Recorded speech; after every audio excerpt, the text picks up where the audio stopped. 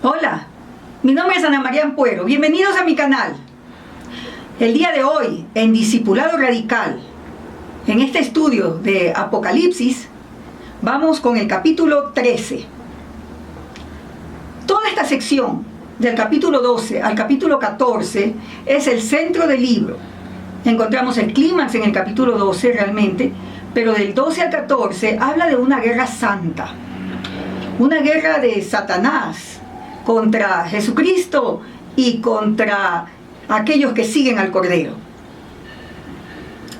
Son capítulos fundamentales para aquellos que quieren seguir a Jesús y ser sus discípulos. El capítulo 13 empieza así. No lo voy a leer todo, más bien le voy a invitar a que usted lo lea también completo.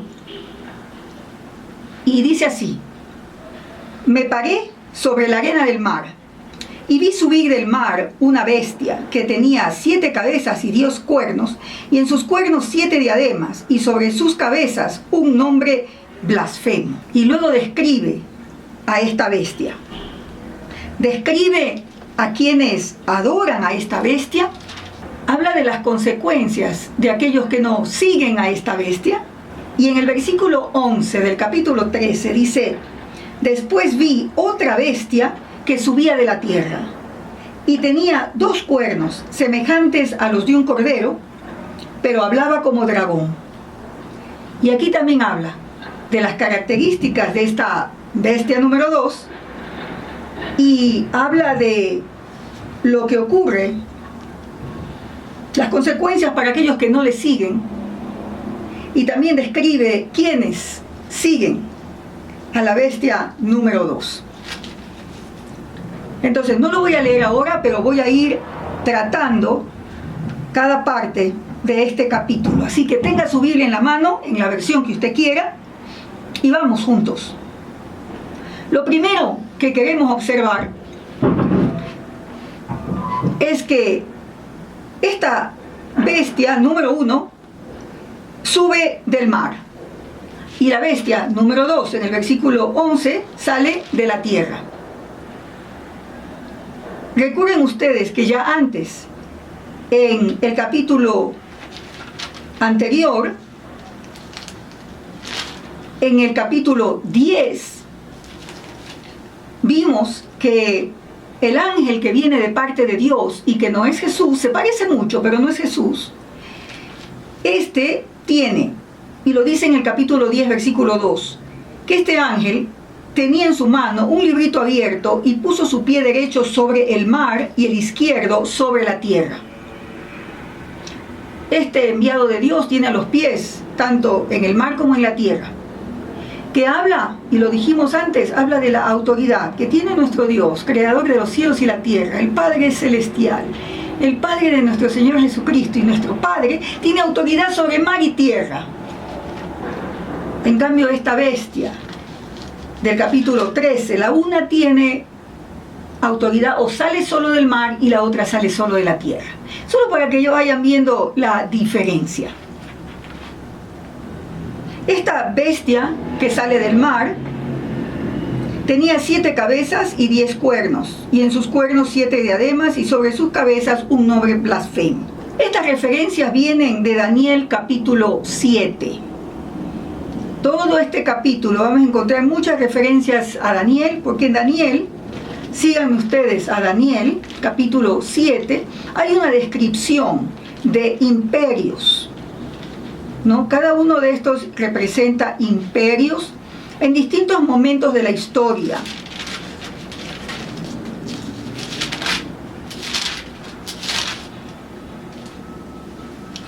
Y en Daniel 7, versículo 3, dice que Daniel tuvo esta visión.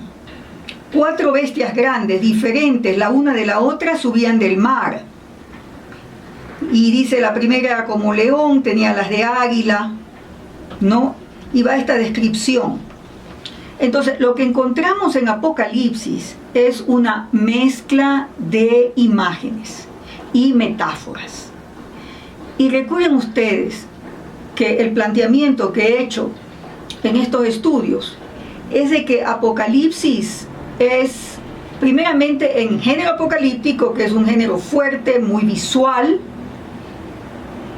pero también lo que dice es simbólico, es verdad, pero no es literal, ¿sí?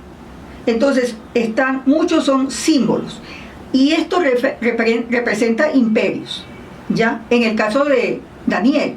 En el caso de Apocalipsis 13, los estudiosos consideran que se refiere a el Imperio Romano. Se refiere a Roma, la capital del imperio.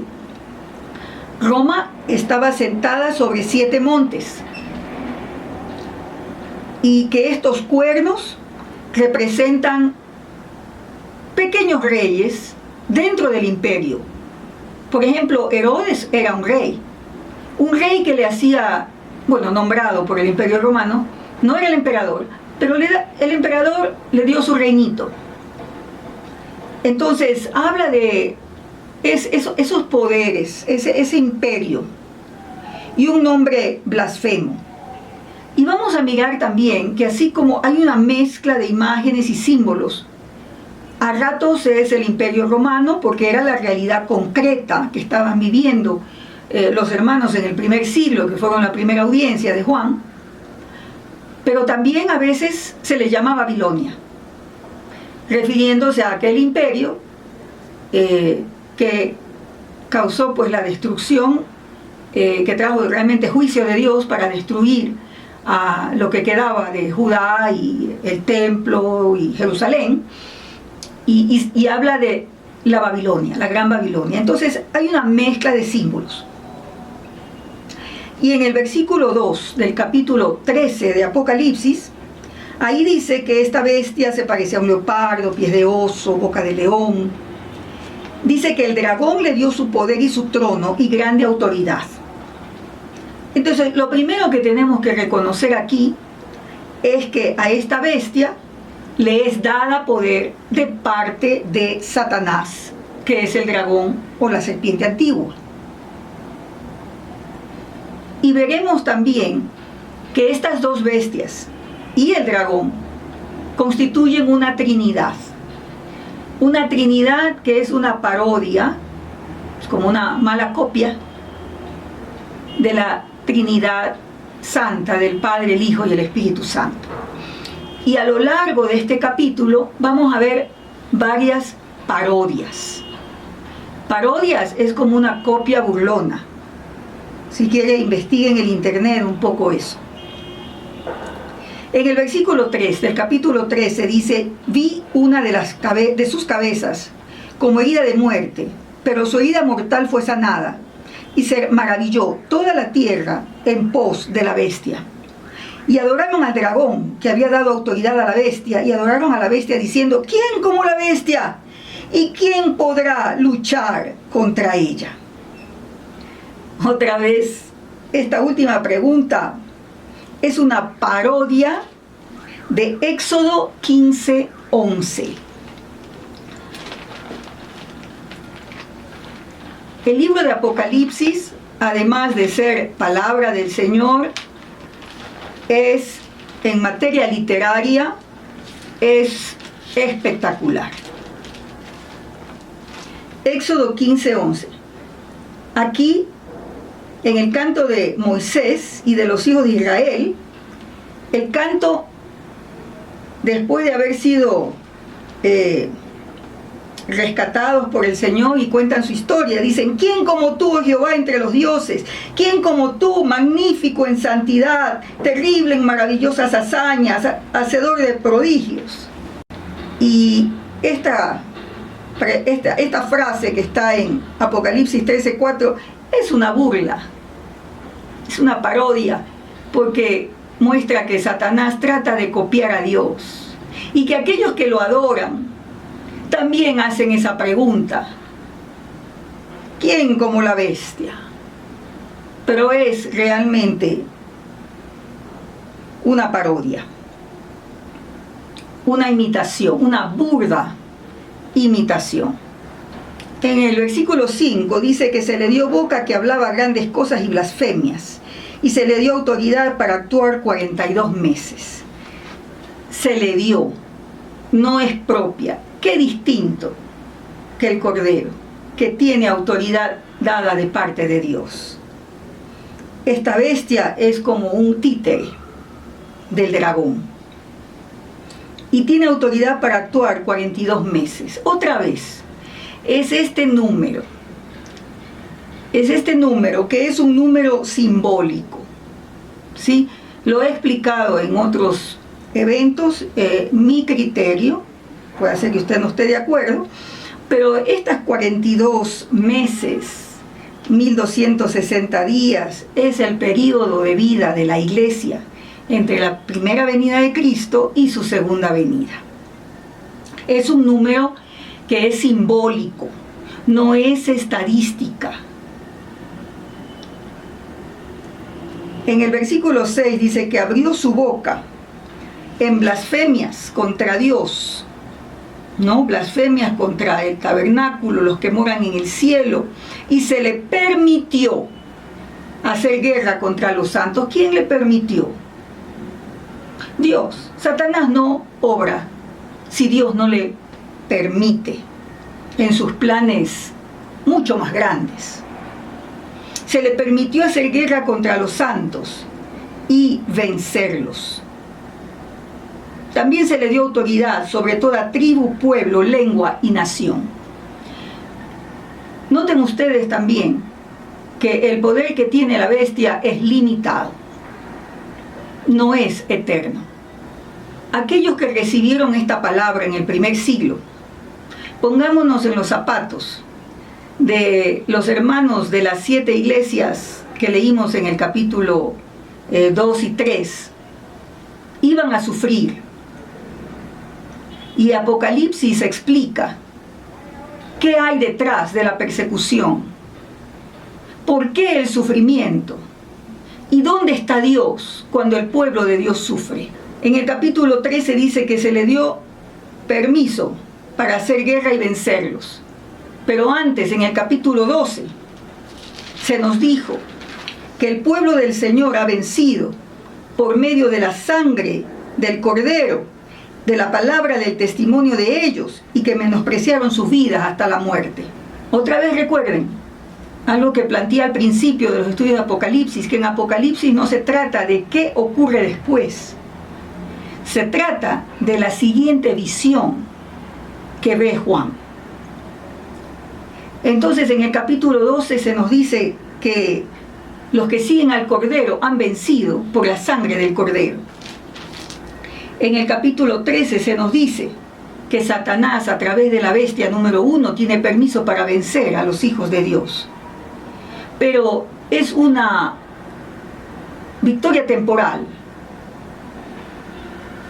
En el capítulo 11 vimos también que sí, los cadáveres de los testigos, ¿no? de los testigos del Señor, es decir, yo entiendo, el pueblo de Dios, murieron, ¿verdad? Y sus cadáveres estuvieron al aire, digamos, durante 3 días y medio, dice, pero que luego Dios infundió espíritu de vida en ellos. Es la misma historia, es la misma historia, desde otra perspectiva. Entonces nos explica que Satanás tiene quien le represente y que aquel, en este caso, en tiempos del primer siglo, era Roma, el Imperio Romano, tenían autoridad. Les fue dada por un tiempo para someter al pueblo del Señor. Y inclusive dice que en el 13:3 que había tenido una herida mortal que fue sanada. Y esto lo que nos dice es que Satanás puede obrar milagros, ¿sí? Y la gente se maravilla y cree que esos milagros son tan grandes que hay que adorar a la bestia, ¿no? Y en el versículo 8 dice, y la adoraron todos los moradores de la tierra. Recuerden otra vez el término los habitantes de la tierra, los moradores de la tierra, se refiere a aquellos que resisten el reino de Dios. Lo vimos antes. Le adoraron aquellos cuyos nombres no estaban escritos en el libro de la vida del Cordero, que fue inmolado desde el principio del mundo. Entonces, los que no adoran a la bestia, número uno, son los que siguen a Jesucristo. Los que están dispuestos a morir por Jesús. Son aquellos que perseveran hasta el final. Es el pueblo de Dios a lo largo de la historia. Y habla de la eternidad, del plan de Dios, de que Jesucristo fue inmolado desde el principio del mundo. Es decir, Dios ha tenido siempre este plan de dar la vida por el mundo. Y el Cordero, Jesús, es el Hijo de Dios, es la cara del Padre, es el Padre de los cielos encarnado. Tanto en Apocalipsis como en otras partes del Nuevo Testamento hay una perspectiva escatológica del ya es y el no todavía. ¿Y qué quiero decir con esto? Que se declaran las cosas como que ya son, como que ya fueron, pero al mismo tiempo hay la expectativa de la consumación de la historia, cuando Jesucristo venga por segunda vez. Y el pueblo del Señor vive como que el futuro ya es una realidad hoy. Es muy interesante. Eso lo encontramos en todo el Nuevo Testamento. Y es evidente otra vez en este capítulo que el pueblo del Señor sufre. A veces muere, ¿no? Y da testimonio de Jesucristo, es testigo de Jesús. La palabra testigo viene de martureo, que es la palabra griega, que significa, de donde viene martirio, ¿ya? Entonces, nuestra razón de ser como seguidores de Jesús es ser testigos de que Él es el Rey, de que Él es el Señor. Entonces, Apocalipsis tiene como fundamento que sepamos que las cosas no son como parecen. Hay imperios que pasan, imperios que han surgido y que han caído, naciones, presidentes, reyes, han surgido y han caído. El que permanece para siempre es Jesucristo. En tiempos del primer siglo se desarrolló algo que se llamaba el culto al emperador, desde Augusto César. Todos los ciudadanos del Imperio Romano estaban obligados a hacer ciertos gestos y a declarar que el emperador era hijo de Dios, que el emperador era el Kyrios, el Señor. Entonces lo subversivo de Apocalipsis es que muestra que ese reinado o ese estatus era temporal y que los que siguen a Jesús no podían adorar al emperador como Dios. Esto les iba a significar mucho sufrimiento y persecución a los cristianos en el primer siglo y segundo siglo de nuestra era. Continuemos con la bestia número 2. Esta bestia número 2, que se describe desde el versículo 11, tenía 2 cuernos semejantes a los de un cordero, pero hablaba como dragón. Es tan interesante, ¿no? Era una copia del cordero, pero hablaba como dragón. Para mí esto ha sido muy importante en mi vida personal, poder reconocer de las muchas voces que nos rodean, voces que parece que suenan como el cordero, pero realmente hablan como dragón. Por eso hay que conocer a Jesús de manera personal, para que aunque hayan cosas que suenan religiosas y suenan bien, poder distinguir cuando suena como Jesús, el Cordero de Dios que quita el pecado del mundo, y cuando realmente es voz de dragón.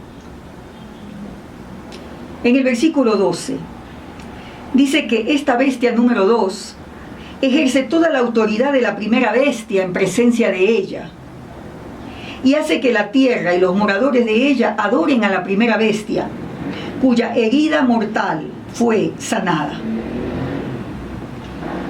Aquí hay algunas cosas de trasfondo histórico. Había una leyenda de que Nerón, este emperador romano que fue terrible, había muerto, pero que se había aparecido y que estaba vivo. Entonces esa es una de las leyendas. Entonces es una parodia de la resurrección de Jesucristo, ¿no? Es la mala copia que hace Satanás.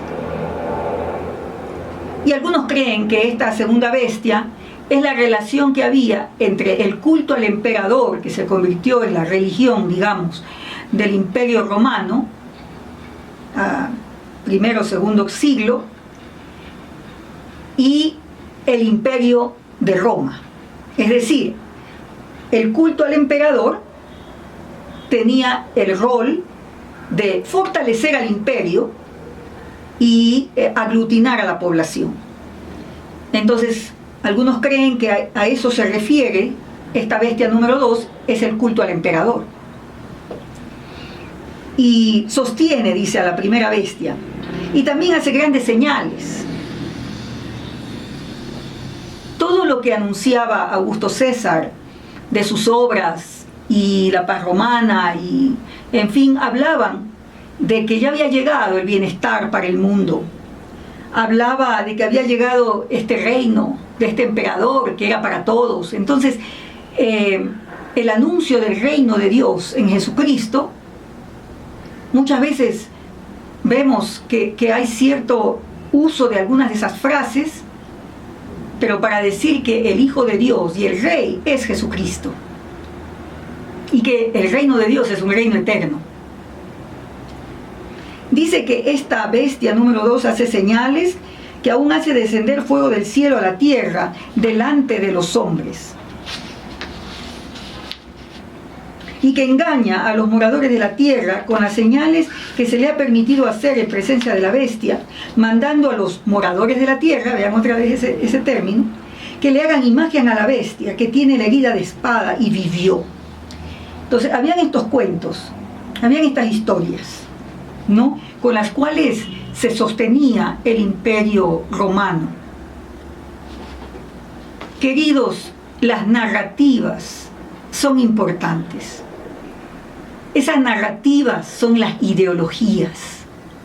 Las ideologías modernas son narrativas que de alguna manera le lavan el cerebro a la gente para que siga determinado camino. Y estas historias de las señales, los milagros y las grandes obras de la bestia número 2 y la bestia número 1 sostuvieron un imperio, una ideología, una cultura. El día de hoy tenemos otras maneras en las cuales se sostienen, con ideologías, se sostienen también imperios, poderes. Esta bestia número 2 corrompía a los habitantes de la tierra, porque el culto al emperador romano incorporaba valores encarnados en el emperador, de poder, etcétera, ¿verdad? Que la idea era que influenciaran en todo el imperio romano. Entonces, las ideologías, los poderes, pretenden ponernos una narrativa en la cabeza que haga que no adoremos al Cordero, sino que adoremos a otra cosa. Y los habitantes de la tierra caen. Son engañados, dice en el versículo 14. Se genera una especie de religión. Una especie de religión. Religiones seculares, donde también hay fanáticos. Y dice que a esta bestia se le permitió infundir aliento a la imagen de la bestia, para que la imagen hablase e hiciera matar a todo el que no la adorase.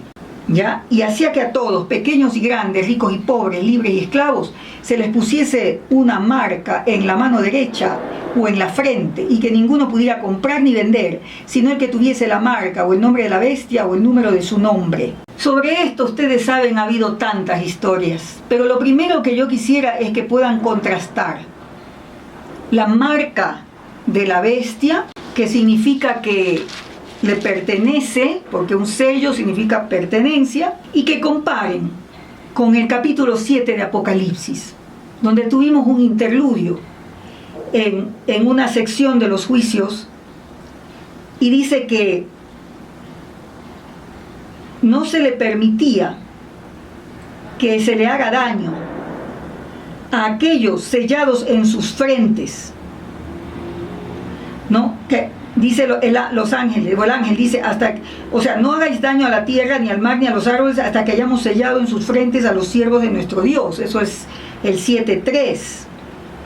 4. Vi el número de los sellados, 144,000. Y ya hemos hablado de este número, que significa el pueblo de Dios. Entonces, queridos, o eres sellado para Cristo y eres propiedad de Jesucristo, o eres propiedad de Satanás. Entonces la pregunta es: ¿a quién sigues? ¿A quién perteneces? ¿Te crees los cuentos de la bestia número 1 o la bestia número 2? Los cristianos en el primer siglo también se desenvolvían en la sociedad romana. Compraban, vendían, hacían lo que hacían los demás. Pero aquí Jesucristo, a través de este Apocalipsis, que es la revelación, es el decorrer de las cortinas, que las cosas no son como parecen, le presenta a los cristianos en las iglesias qué es lo que pasa detrás de bambalinas. Que detrás de los imperios, los poderes, la cultura, muchas cosas que nos parecen normales, está actuando el dragón a través de sus representantes. Y Satanás lo que demanda es culto. Culto para que quitemos nuestra adoración al Señor y al que está sentado en el trono y adoremos a la bestia número 1 o a la bestia número 2. Entonces aquí dice que el nombre, dice Juan, aquí hay sabiduría. El que tiene entendimiento cuenta el número de la bestia, pues es número de hombre y su número es 666. Y ha habido muchos esfuerzos de calcular los números del nombre de Nerón, por ejemplo, y daba 666, y de otros, a veces daba 667, en fin, dependiendo de la técnica de los números que se usaba. Pero lo que quiero que tengan en cuenta es que 6 es siempre menos que 7. Y 7 es el número de Dios, de la perfección, la plenitud de Dios. Por eso la plenitud de su espíritu es 7 espíritus, o los 7 ojos de Dios. Entonces, 666 es incompleto. Es humano, ¿no? Es un número de hombre, dice. Es menos que Dios. Entonces no nos conformemos con lo humano nomás. Este capítulo nos invita a mirar a Dios, creador de los cielos y a la tierra, y al Cordero. Y hay sufrimiento. No debe sorprendernos el sufrimiento. Antes vimos que la marca de Dios en nuestra frente no es literalmente algo que se nos pone, es mostrar en nuestra vida el carácter de Dios, el carácter de Jesús. Y cuando uno adora a la bestia número 1, a la bestia número 2, o adora a la cultura que nos rodea y nos acomodamos y nos apartamos del Señor, nos corrompemos. Y entonces, sin querer queriendo, llevamos la marca del enemigo de Dios y el enemigo de nuestras almas, que es Satanás. Uno se parece a aquel a quien uno adora. Si adoramos y seguimos de manera radical a Jesucristo, nos pareceremos a Él. Y nos pareceremos al Padre. Si adoramos a algo que es menos, entonces nos pareceremos a ello y llevaremos la marca de aquello, porque nos habremos corrompido Entonces, a la luz de esto, lea usted capítulo 1 del libro de Romanos y le va a hacer sentido. Romanos 1:20 en adelante, que dice que el gran problema de la humanidad es haber cambiado la gloria de Dios por imagen de criaturas, de reptiles. ¿Ya? Y para no confundirnos, tenemos que venir a la palabra del Señor y mirar a Jesús todo el tiempo. Quiero hacer una observación a Apocalipsis 13, versículo 10, que hace referencia a Jeremías, capítulo 15, versículo 2. Esta es una conclusión. Y en estos textos antiguos muchas veces el clímax está en el medio, no está al final. Y quiero mirar con ustedes Jeremías 15, versículo 2. Aquí habla de las consecuencias del juicio de Dios contra Judá, porque se habían apartado. Y dice así Jeremías: me dijo Jehová, si Moisés y Samuel se pusieran delante de mí, no estaría mi voluntad con este pueblo. Échalos de mi presencia y salgan. Y se te preguntaran, ¿a dónde saldremos? Les dirás, así ha dicho Jehová, el que a muerte, el que a espada, espada, el que a hambre, y el que a cautiverio. Y habla de juicios, espadas, perros, en fin. Entonces, en Jeremías es una advertencia contra Judá, el pueblo de Dios, que no estaba escuchando las advertencias del profeta Jeremías y que iban a experimentar consecuencias dolorosas. Lo sorprendente es que en este versículo 10 del capítulo 13 dice: si alguno lleva en cautividad, va en cautividad. Si alguno mata a espada debe ser muerto. Aquí está la paciencia y la fe de los santos. Y advierte al pueblo del Señor que por seguir a Jesucristo, esta vez no como rebeldes, sino como aquellos que siguen al Cordero, van a sufrir por resistir la adoración o resistir la moda religiosa del tiempo que toque vivir. Los santos pueden ir y ser cautivos, muertos. Pero la invitación es a la paciencia y la fe de los santos. La fe de los santos, la palabra pistis, fe, significa tanto fe de creer como fe de fidelidad. Es un llamado al pueblo del Señor a soportar el sufrimiento, el choque de reinos, las consecuencias de seguir a Jesucristo y no seguir al emperador de moda o al ídolo de moda, y a ser fiel a Jesús, cueste lo que cueste. Esa es la invitación del Señor Jesucristo para nosotros, que vivamos con esa paciencia, una paciencia que es resistencia, y a ser fieles. Y aquí la Escritura habla de que esa es la característica de los santos. No es la primera vez que eso aparece. Eso aparece también en Apocalipsis 1:9, cuando Juan, en Patmos, dice que él estaba en ese exilio, en esa experiencia espantosa, a causa de la palabra de Dios, ¿verdad? Pero que él estaba allí porque él era partícipe de la tribulación en el reino y en la paciencia de Jesucristo. Entonces, se trata de resistir, de perseverar en Jesucristo. Dios te bendiga. Nos vemos la próxima semana.